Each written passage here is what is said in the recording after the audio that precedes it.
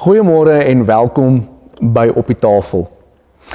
Ek is nogal 'n persoon, ek hou daarvan om planne te maak. En ons almal as kinders, ek sien dit selfs met my kinders, droom altyd van wat hulle eendag gaan word en maak plannetjies oor wat hulle eendag gaan bou en doen.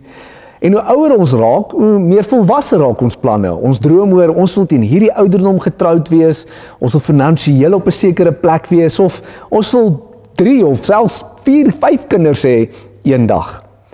Maar daar's 'n gesegde in boks wat sê, everybody has a plan till you get shot with the first hit. En dit is so, almal van ons het 'n plan tot die eerste hou. Wanneer die eerste dinge begin verkeerd loop in die lewe, is asof ons baie skielik moedeloos raak en ons voel as die Here regtig met ons. Maar hoor hierdie gedeelte wat sê, Spreuke 16 vers 9, 'n mens beplan sy pad, maar die Here bepaal sy koers. Baie keer dan werk ons hard en dit voel vir ons dis 1 trappie vorentoe en 2 trappies terug. Of ons kyk na dinge wat gebeur in die lewe, dan sê ons, Here, maar hoekom gebeur hierdie dinge in hierdie oomblik? Maar later, wanneer ons terugkyk, dan verstaan ons hoekom God sekere dinge toegelaat het en nie toegelaat het nie.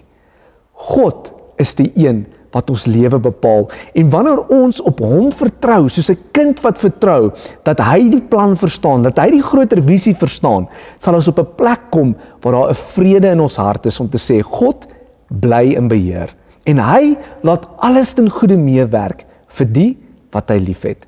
So ek wil jou aanmoedig, moenie op 'n plan nie, maar gee dit oor aan God en sê, Here, dis wat die beste is wat ek kan doen, maar U is die een wat in beheer is. Kom ons sluit ons oë. Abba Vader, dankie dat U 'n God is wat vir ons moed gee, al raak ons soms moedeloos.